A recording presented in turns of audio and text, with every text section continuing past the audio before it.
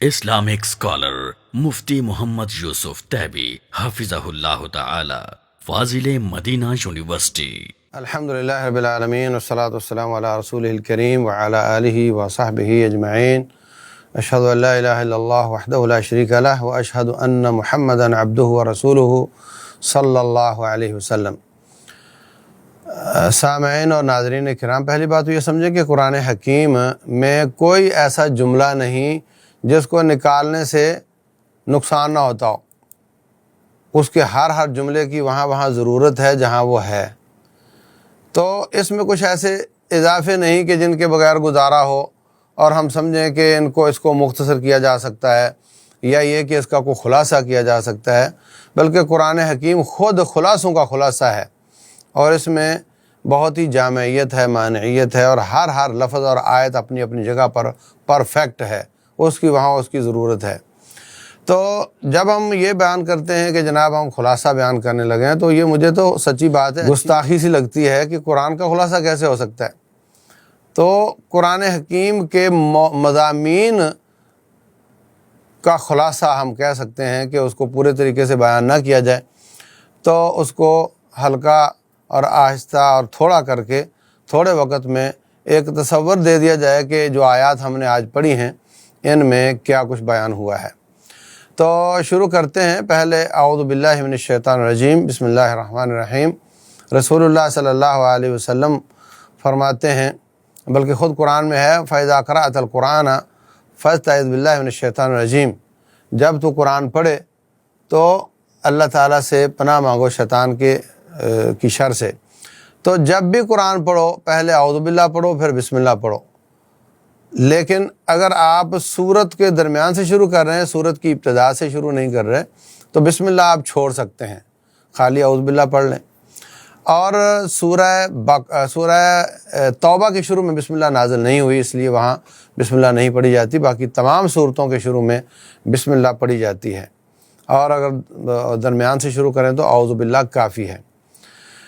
بسم اللہ الرحمن الرحیم، الحمدللہ رب العالمین۔ سورہ فاتحہ یہ شفا ہے، بیماریوں کے لیے شفا ہے، یہ سارے قرآن سے افضل صورت ہے۔ رسول اللہ صلی اللہ علیہ وسلم فرماتے ہیں کہ سارے قرآن سے افضل صورت سورہ فاتحہ ہے، اور سارے قرآن میں آیات کے حساب سے افضل آیت و آیت الکرسی ہے۔ تو یہ سب سے افضل صورت ہے۔ فرمایا لا صلاۃ لمن لم یقرأ بفاتحۃ الکتاب، جو فاتحہ نہیں پڑھتا اس کی نماز نہیں ہوتی۔ اور فاتحہ میں ہم اپنے رب سے مکالمہ کرتے ہیں۔ اللہ فرماتے ہیں میں نے اپنے اور بندے کے درمیان نماز کو تقسیم کیا ہے، حالانکہ تقسیم فاتحہ کو کیا ہوا ہے، تو کہا ہم نے نماز کو تقسیم کیا، ثابت کرنے کے لیے کہ فاتحہ ہی اصل میں نماز ہے۔ فرمایا جب بندہ کہتا ہے الحمدللہ رب العالمین، اللہ جواب دیتا ہے میرے بندے نے میری تعریف کی۔ بندہ کہتا ہے الرحمن الرحیم، رب ذوالجلال کہتا ہے میرے بندے نے میری بزرگی بیان کی۔ تو اس طریقے سے سوال جواب، آگے جا کر یہ کہتا ہے اہدنا الصراط المستقیم، اللہ فرماتے ہیں اب جو اس نے مانگا میں اس کو دیتا ہوں۔ تو ہر نماز کی ہر رکعت میں اللہ سے مانگتے ہیں یا اللہ سیدھا راستہ دکھا دے۔ وہ کن کا راستہ ہے؟ جن پر تیرا احسان ہوا، انعام ہوا۔ اولئک مع الذین انعم اللہ علیہم من النبیین والصدیقین والشہداء والصالحین۔ نبی، صدیق، شہید، ان کا راستہ دکھا دے۔ اگر ہمیں شہداء کے راستے سے چڑ ہو اور نماز میں ہم کہیں کہ یا اللہ شہداء کا راستہ دکھا دے، تو یہ بات بڑی تناقض والی بن جاتی ہے۔ ہمیں ہر رکعت میں اگر نبیوں، صدیقوں اور شہیدوں کا راستہ مانگنا ہے تو پھر ہمیں ان سے چڑ نہیں رکھنی چاہیے، اس راستے پر چلنے کی کوشش کرنی چاہیے۔ نمبر 2 فرمایا غیر المغضوب علیہم ولا الضالین، کہ جو گمراہ ہونے والے ہیں اور جن پر رب کا غضب ہوا ان کا راستہ مت دکھانا۔ تو یہ بات بالکل واضح ہو گئی۔ رسول اللہ صلی اللہ علیہ وسلم فرماتے ہیں ضالین سے مراد عیسائی ہیں، مغضوب علیہم سے مراد یہودی ہیں۔ تو گویا کہ ہم شروع میں اللہ کی تعریفیں بیان کر کے خالص عبادت اس کے لیے کر کے آخر میں ہم یہ سوال کرتے ہیں کہ نبیوں، صدیقوں، شہیدوں کا راستہ دکھا دے اور یہود و نصارہ کا راستہ مت دکھانا۔ تو ہمیں اپنے رویے کے ساتھ بھی ان کے راستے سے بچنے کی کوشش کرنی چاہیے۔ رسول اللہ صلی اللہ علیہ وسلم فرماتے ہیں لَتَتَّبِعُنَّ سَنَنَ مَنْ كَانَ قَبْلَكُمْ، ایک وقت آئے گا کہ تم یہود و نصارہ کے راستے پر چل پڑو گے، حتیٰ کہ اگر وہ سانڈے کی بل میں گھس گئے تو تم بھی سوچے سمجھے بغیر گھس جاؤ گے، اور حتیٰ کہ وہ اگر کوئی ان میں سے اپنی ماں کے ساتھ منہ کالا کرتا ہے تو تم بھی کرو گے۔ تو آج میڈیا کے فیض سے ان کی سارا میڈیا، ان کی ساری کلپس، ان کے سارا گند، ان کا سارا بے حیائی، فحاشی اور یعنی ہر گھر میں بلکہ ہر ہاتھ میں پہنچ رہی ہے، الا من عصمہ اللہ، اور پھر لوگ ان کی طرز پر چلنے کی کوشش کر رہے ہیں، اور یہ وہ طریقہ تھا۔ حتیٰ کہ اور تو اور ہم جو تعلیم اور علم سے متعلق لوگ ہیں، ہم بھی اپنی مسجدوں پر لوگوں کا چندہ جمع کر کے اس کو اتنا سجاوٹ والا بناتے ہیں، ایسی شیشہ کاری کرتے ہیں، ڈیوڈ سٹار بناتے ہیں۔ جہاں بھی شیشہ کاری ہو وہاں غور کرنا، ڈیوڈ سٹار اکثر ہوتا ہے، اور اتنا خوبصورت بناتے ہیں اس کو کہ رسول اللہ صلی اللہ علیہ وسلم نے فرمایا تھا لَتُزَخْرِفُنَّهَا كَمَا زَخْرَفَتِ الْيَهُودُ وَالنَّصَارَى، تم بھی اپنے عبادت گاہوں کو ایسے ہی خوبصورت بناؤ گے جیسے یہود و نصارہ بناتے ہیں۔ تو کیا ہم اور کیا تم سب اس کام پہ لگے ہوئے ہیں، اور نبی صلی اللہ علیہ وسلم نے اس کی پیشین گوئی کی تھی، اللہ ماشاء اللہ کچھ لوگ بچے ہوئے ہیں، اللہ ہمیں محفوظ رکھے۔ اس کے بعد سورہ بقرہ ہے۔ البقرہ کا معنی ہوتا ہے گائے۔ گائے کا واقعہ اس میں بیان ہوا ہے، اس لیے اس کا نام بقرہ ہے۔ وہ واقعہ کیا ہے؟ واقعہ یہ ہے کہ بنی اسرائیل کا ایک بندہ قتل ہو گیا۔ وہ کہنے لگے جناب ہمارا بندہ مارا گیا، تو موسیٰ علیہ السلام آپ اپنے رب سے پوچھ کر بتاؤ کہ کس نے قتل کیا ہے۔ اور اتفاق یہ کہ جنہوں نے قتل کیا تھا وہی زیادہ شور کر رہے تھے۔ تو موسیٰ علیہ السلام نے اپنے رب سے بات کی، انہوں نے کہا کہ کوئی گائے ذبح کرو اور اس کا گوشت میت سے لگاؤ، تو وہ تھوڑے وقت کے لیے زندہ ہو کر بتا دے گا کہ کس نے قتل کیا۔ اب ان کو جب سمجھ آئی کہ یہ تو واقعتاً ایسا ہو جائے گا اور ہمارا گناہ ظاہر ہو جائے گا، تو انہوں نے پھر لعت و لعل شروع کی۔ اچھا یہ بتائیے وہ گائے کیسی ہو، عمر کتنی ہو، حال میں استعمال ہوئی ہو نہیں ہوئی ہو، اس کے جسم پر کوئی رگڑ لگی ہو نہیں لگی ہو، اس کا رنگ کیسا ہو۔ تو وہ شرطیں بڑھاتے گئے، اللہ شرطیں بتاتا گیا، اور پھر بڑی مشکل کے ساتھ ان کو گائے ملی، اور انہوں نے اس کو اسی طرح اس کا جسم لگایا اس کے ساتھ، تو اس نے بتا دیا کہ اس کا قاتل کون ہے۔ تو اس سے ہمارے لیے سبق یہ ہے کہ جو اللہ اس کے رسول صلی اللہ علیہ وسلم بیان کر دیں اس پر عمل کر لو، اور مزید موشگافیاں اور مزید اس کی وضاحتیں طلب نہ کرو، کیونکہ اس سے پھر انسان مشقت میں پڑتا چلا جاتا ہے۔ رسول اللہ صلی اللہ علیہ وسلم نے فرمایا ان اللہ کتب علیکم حجا فحجوا، اللہ نے تم پر حج فرض کیا ہے، حج کیا کرو۔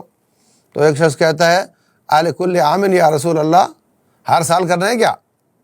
تو آپ کو بہت غصہ آیا، بہت ناراضگی ہوئی، بڑا سرخ رنگ ہو گیا آپ کا۔ فرمایا دعونی ما ترکتکم، جہاں میں تمہیں چھوڑ دوں تم بھی مجھے چھوڑ دیا کرو۔ آپ سے پہلے لوگ اسی لیے ہلاک ہوئے کہ وہ بہت زیادہ سوال کر کر کے اپنے اوپر بوجھ بڑھاتے چلے جاتے تھے۔ لو قلت نعم، اگر میں خالی چھوٹی سی ہاں کر دیتا تو ہر سال ہر صاحب استطاعت پر فرض ہو جاتا، اور وہ کر نہیں پاتے، تو یہ میری امت پر مشقت ہوتی، میں اپنی امت پر مشقت نہیں چاہتا۔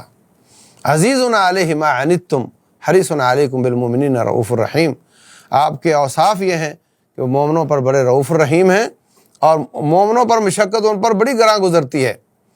تو بنی اسرائیلیوں کا طریقہ یہ تھا کہ سوال پھر سوال کر کر کے وہ اس کو بوجھ بڑھاتے چلے جاتے تھے۔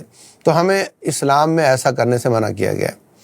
تو شروع میں سورہ بقرہ کی ابتدا میں اللہ تبارک و تعالیٰ نے 3 قسم کے لوگوں کا تذکرہ کیا ہے۔ ھدی للمتقین الذین یؤمنون بالغیب ویقیمون الصلاۃ ومما رزقناہم ینفقون، تو یہ مومنوں کے اوصاف بیان کیے گئے ہیں۔ 3 نمبر آیت سے لے کر 20 نمبر آیت تک پہلے مومنوں کے اوصاف ہیں جو غیب پر ایمان لاتے ہیں۔ غیب پر ایمان لاتے ہیں مطلب دیکھا نہیں ہے، اللہ اس کے رسول نے فرما دیا تو مان گئے، یہ ہے غیب پر ایمان، یہ مومن کی صفت ہے۔ آج کل ہمارا جو مغرب زدہ طبقہ ہے اور یا ان سے متاثرین ہیں، ان کی یہ بات بار بار سننے کو آپ کو ملے گی، مولوی صاحب کوئی لاجک کی بات کرو، لاجک بیان کرو۔ لاجک جو پوچھتا ہے وہ اس کی باڈی لینگویج یہ کہنا چاہ رہی ہوتی ہے کہ میں ایمان نہیں لاتا اللہ اس کے رسول کی بات پر، مجھے تو بتاؤ جو میری عقل کو اپیل کرے گا وہ میں مانوں گا، عقل کی بات کرو۔ تو عقلانی لوگ انہوں نے ہمیشہ نقصان کیا، عقل کو آگے رکھنا، کتاب و سنت کو پیچھے رکھنا۔ تو مومن وہ ہوتا ہے جو عقل کو پیچھے رکھے اور ایمان کو آگے۔ جہاں لاجک ختم ہوتا ہے وہاں سے ایمان شروع ہوتا ہے۔ اور مومن بندوں کی صفت یہ ہے وہ اللہ کے راستے میں خرچ بھی کرتے ہیں اور وہ غیب پر ایمان لاتے ہیں۔ پھر اس کے بعد اللہ نے کافروں کا تذکرہ کیا ہے، ان الذین کفروا سواء علیہم اانذرتہم ام لم تنذرہم لا یؤمنون، کہ ان کو ڈراؤ نہ ڈراؤ کوئی فائدہ نہیں۔ کیوں فائدہ نہیں؟ اس لیے کہ ان تک حق آ چکا، یہ اس کو ٹھکرا چکے، اب اللہ ان سے اپنی توفیق سلب کر چکا، اب ان پر کوئی اثر نہیں ہوگا۔ روٹین میں جو خالی الذہن کافر ہوتا ہے اس پر واز کرنے سے فائدہ ہوتا ہے۔ وَذَكِّرْ فَإِنَّ الذِّكْرَىٰ تَنفَعُ الْمُؤْمِنِينَ، آپ ان کو نصیحت کرو، نصیحت فائدہ دے گی۔ لیکن جو اللہ کی آیات آ جانے کے بعد ٹھکرا دیتا ہے، پھر اللہ اس کو سزا دیتا ہے کہ اس کو ہدایت نہیں ملتی، یہ اللہ کی سزا ہوتی۔ اسی لیے اگلی آیات میں فرمایا یضل بہ کثیرا ویہدی بہ کثیرا، اللہ قرآن کے ساتھ ہی گمراہ کرتا ہے، قرآن کے ساتھ ہی ہدایت دیتا ہے۔ آپ ایک بچے کو 3 سال کا بچہ بسکٹ دو، وہ بسکٹ کھا لے، اور مانگے ابا اور دے دیتا ہے، اور مانگے اور دے دیتا ہے۔ اگر وہ پہلا بسکٹ توڑ کر پھینک دے، پھر اور مانگے وہ بھی توڑ کر پھینک دے، پھر اور ملے گا؟ پھر نہیں ملتا۔ وہ کہتا ہے مجھے دو، شور کرتا ہے مجھے دو، مگر اس کو نہیں ملتا۔ تو جو رب ذوالجلال والاکرام کی ہدایت جو کہ سب سے بڑی نعمت ہے، اس کو ناقدری کرے اس کی اور اس پر عمل نہ کرے، یہ جو درس دروس آپ سنتے ہیں نا، ان کو ایسے نہ سمجھا کرو یہ وہ حجت ہے جو ہم پر قائم ہو رہی ہے، جس کا قیامت والے دن پوچھا جائے گا۔ اللہ پوچھے گا جب تک اس کا جواب نہیں دو گے اللہ قدم نہیں ہلانے دے گا۔ ماذا عمل فیما علم، کہ جو درس سنے تھے اس پر کتنا عمل کیا تھا، اس کا سوال ہوگا۔ تو جو شخص سن کر قدر نہیں کرتا، فوراً کرنے کا عزم نہیں کرتا، اللہ اس سے اپنی ہدایت کا سامان دور کر لیتا ہے۔ فرمایا سأصرف عن آیاتی الذین یتکبرون فی الارض بغیر الحق، ان سے ہم اپنی ہدایت کا سامان دور کر دیتے ہیں۔ وَإِن يَرَوْا كُلَّ آیَةٍ لَا يُؤْمِنُوا بِهَا، اب ان پر سارا قرآن پڑھ دو ان کو کوئی فائدہ نہیں ہوگا۔ تو اس لیے فرمایا ان کو ڈراؤ نہ ڈراؤ برابر ہے، یہ ان کے لیے ہے جو ناقدرے ہوں اور ان کو اللہ نے سزا دی ہو کہ ان کو اللہ نے ہدایت سے دور کر دیا ہو۔ تو یہ کفار کا تذکرہ ہے۔ اس کے بعد منافقین کا تذکرہ ہے کہ وہ اس کے بعد وَمِنَ النَّاسِ مَن يَقُولُ آمَنَّا بِاللَّهِ وَالْيَوْمِ الْآخِرِ وَمَا هُم بِمُؤْمِنِينَ، زبان سے کہتے ہیں حقیقت میں ایمان والے نہیں ہیں۔ یہ مومنوں کو مذاق کرتے ہیں، اللہ ان کے مذاق کا جواب دیتا ہے۔ یہ مومنوں کو پاگل کہتے ہیں۔ أَنُؤْمِنُ كَمَا آمَنَ السُّفَهَاءُ، کیا صحابہ کی طرح ایمان لے آئے ہم؟ ان کو نعوذ باللہ کم عقل کہتے ہیں، تو اللہ ان کو کم عقل کہتا ہے۔ ان کے الزامات کا جواب اللہ دیتا ہے۔ اس کے بعد اللہ تبارک و تعالیٰ نے منافقین کی جو عادات ہیں، ان کی مفاد پرستی ہے، اس کو 2 مثالوں سے واضح کیا ہے۔ او کصیب من السماء فیہ ظلمات ورعد وبرق، آسمان سے بارش آتی ہے، اس میں پانی بھی ہوتا ہے، بجلی بھی ہوتی ہے، چمک بھی ہوتی ہے۔ یجعلون اصابعہم فی آذانہم من الصواعق، تو پانی قبول کر لیتے ہیں اور جب بجلیاں آتی ہیں تو کانوں میں انگلیاں لے لیتے ہیں۔ تو دوسری مثال کمثل الذی استوقد نارا فلما اضاءت ما حولہ ذہب اللہ بنورہم، کہ آج یہ مفاد پرست ہیں اور مسلمانوں کے ساتھ ساتھ چل رہے ہیں، مسلمان ان پر حملے نہیں کرتے، اسلام کے مفاد اٹھاتے ہیں، تو قیامت والے دن یہ ان کی مثال ایسے ہوگی جیسے بجلی چمکتی ہے تو جنگل میں آدمی چلتا ہے، بجلی نہیں چمکتی تو رک جاتا ہے۔ یہ چمک دیکھ کر چلتے ہیں، لالچ کے ساتھ چلتے ہیں، لالچ نہیں تو یہ رک جاتے ہیں۔ اور دوسری بات یہ کہ قیامت والے دن جب ان کے پاس نور نہیں ہوگا، ایمان نہیں ہوگا تو نور نہیں ہوگا، تو پھر یہ چمک نہیں ملے گی تو یہ رک جائیں گے اور یہ چل نہیں پائیں گے۔ تو اس طریقے سے منافقین کی اللہ تبارک و تعالیٰ نے عادات بیان فرمائی ہیں۔ اس کے بعد اللہ تعالیٰ نے 30 نمبر آیت سے لے کر 39 نمبر آیت تک تخلیق آدم کا تذکرہ کیا ہے۔ آدم علیہ السلام کے بارے میں پہلے فرشتوں سے بات کی کہ میں ایک خلیفہ بنانے جا رہا ہوں جو ایک دوسرے کے بعد آتے رہیں گے، تو وہ کہنے لگے جناب وہ تو خون بہائے گا اور فساد مچائے گا۔ اللہ تبارک و تعالیٰ نے اس کی نفی نہیں فرمائی کہ نہیں تم غلط کہہ رہے ہو۔ تو واقعتاً انسان نے زمین پر آ کر فساد مچایا، خون بہایا۔ آدم علیہ السلام کا قصہ بیان کیا، فرمایا کہ ہم نے آدم کو پیدا کیا، پھر فرشتوں سے سجدہ کروایا، یہ آدم کی عزت ہے۔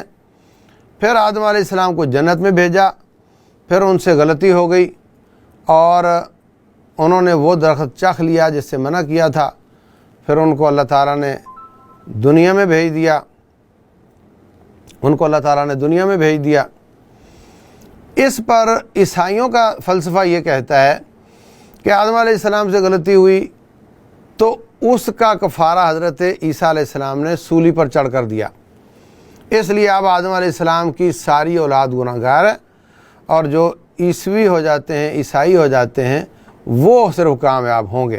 حالانکہ اس مقام پر اللہ تعالیٰ نے بیان کیا ہے فَتَلَقَّىٰ آدَمُ مِن رَبِّهِ کَلِمَاتٍ فَتَابَ عَلَيْهِ، اللہ تعالیٰ نے سکھائے کلمات ربنا ظلمنا انفسنا وَإِن لَّمْ تَغْفِرْ لَنَا، تو آدم علیہ السلام نے وہ بولے اور اللہ تعالیٰ نے ان کی توبہ قبول کر لی۔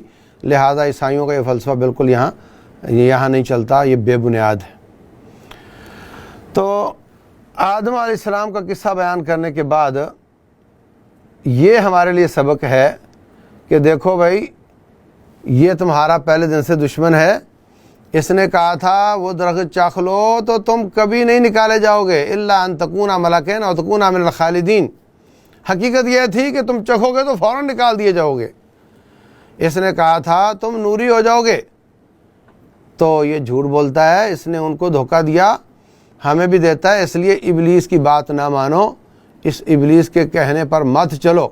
یہ سبق ہمیں اللہ تعالیٰ یہاں سے دیتا ہے۔ اس کے بعد اللہ تبارک و تعالیٰ نے مدینہ میں جو آباد یہودی تھے ان کا تذکرہ کیا ہے۔ یہودی اپنے آپ کو اللہ کے بیٹے کہتے ہیں، نحن ابناء اللہ و احباؤہ، ہم اللہ کے محبوب ہیں، ہمیں اللہ تبارک و تعالیٰ نے یہ دیا وہ دیا، تو ہم ہی ابراہیمی ہیں، یہ بھی ساتھ کہتے تھے۔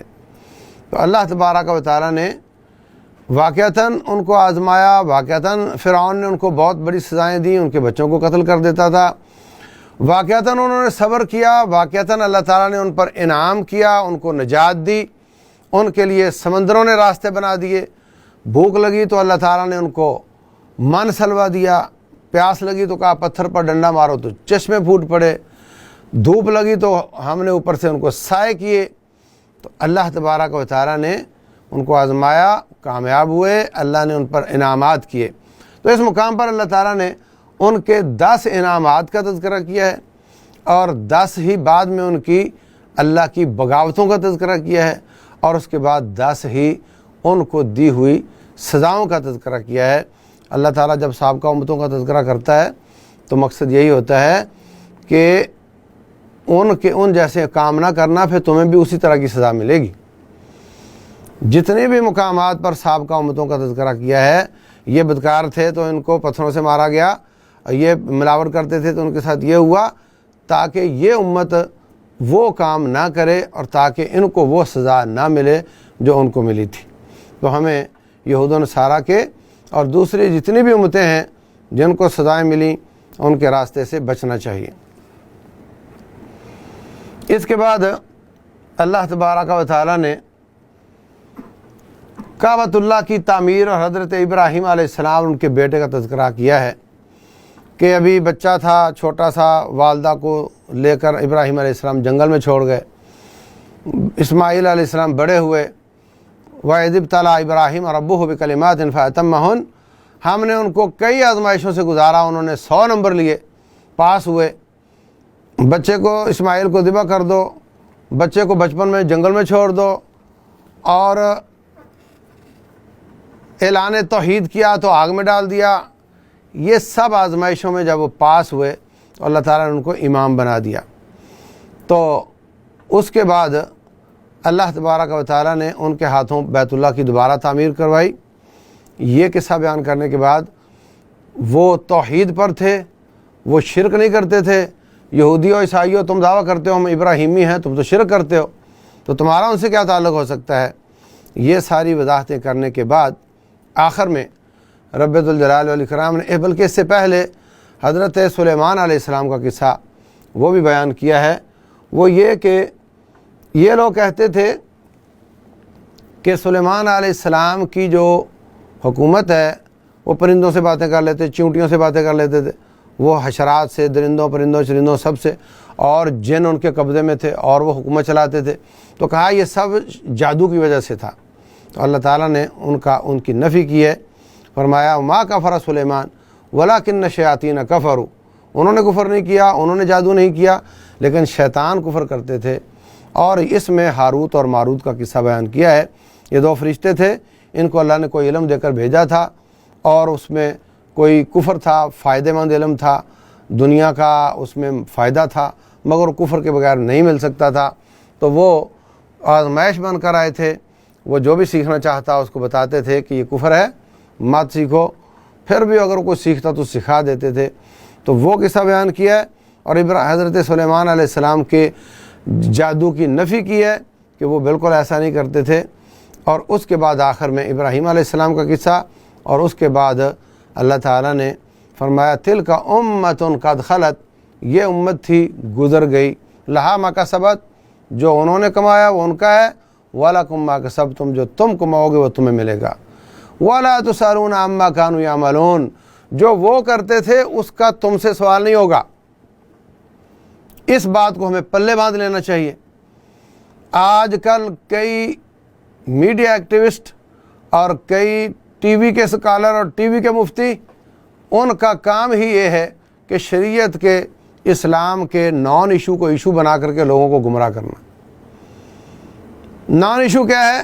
رسول اللہ صلی اللہ علیہ وسلم پر اسلام نازل ہوا، آپ کے دنیا سے چلے جانے پر اسلام نازل ہونا بند ہو گیا۔ اب کوئی ان کی وفات کے بعد کے واقعات کو اجاگر کر کے اس پر اپنی دین کی بنیاد رکھتا ہے تو وہ دین نہیں ہے۔ اب آپ دیکھ لو، بعض لوگوں کا موضوع ہی یہ ہوگا حسین بن علی رضی اللہ عنہ، واقعہ کربلا، حضرت معاویہ اور حضرت علی کے معاملات، ان میں کیا جھوٹ کیا سچ، کون سچا کون جھوٹا، کون باغی کون حق پر، اسی پر ہی وہ اپنا سارا کام چلاتے ہیں، اسی بنیاد پر حق اور باطل کی لڑائی بنا دیتے ہیں اس کو۔ اور ان کا عقیدہ کیسا ہے، ان کے عمل کیسے ہیں، ان کی پاکی بلیدی کے مسائل کیسے ہیں، ان کو دین کا کتنا پتہ ہے، ان کو نماز آتی نہیں آتی، اس سے کوئی غرض نہیں ہے۔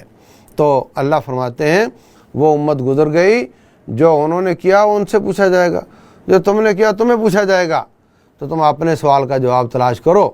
رسول اللہ صلی اللہ علیہ وسلم فرماتے ہیں قبر میں سوال ہوگا تیرا دین کیا ہے، تیرا نبی کون ہے، تیرا رب کون ہے، اور حشر میں سوال ہوگا جو درس سنے تھے اس پر عمل کتنا کیا، مال کیسے کمایا، مال کیسے خرچ کیا، جوانی کیسے گزاری، اپنی عمر کیسے گزاری، یہ سوالوں کے جواب جب تک نہیں دے گا قدم نہیں ہلا سکے گا۔ تو ہمیں اپنے عقیدے اور عمل کے بارے میں پوچھنا چاہیے، اور اس کو سیکھنا اور ان سوالوں کے جواب تیار کرنے چاہیے۔ ہمیں ان کے آپس کے جھگڑوں اور ان معاملات پر بالکل اسی پہ ترکیز کر کے اسی کی بنیاد پر جماعتوں کو سچا جھوٹا بنانے کی کوشش کرنا، یہ نہیں کرنا چاہیے۔ یہ آخری آیت جو اس پارے کی ہے وہ اس طرف اشارہ کرتی ہے۔ اللہ تعالی ہم سب کو جو سنا ہے سمجھنے اور عمل کرنے کی توفیق دے۔